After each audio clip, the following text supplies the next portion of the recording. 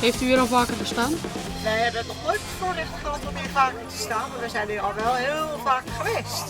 Dus het leek ons wel leuk om eens een keertje zelf deel te nemen. We wagen er al heel veel op om op de tijd hier te zijn, om een mooie uitstalling te maken.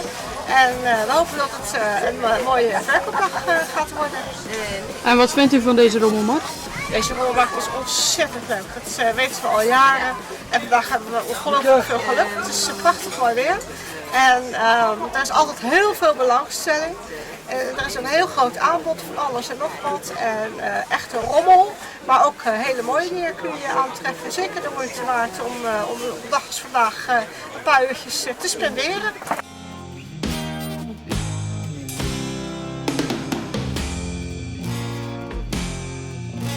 Wat zijn jullie hier aan het doen? We verkopen hier verse wafels om de kassen een beetje te spekken. En doen jullie nog meer om geld op te halen? Ja, we verzamelen ook nog oud papier. Dat doen we zeg maar al jaren achter elkaar. Dus dat is ook een leuke bijverdienst.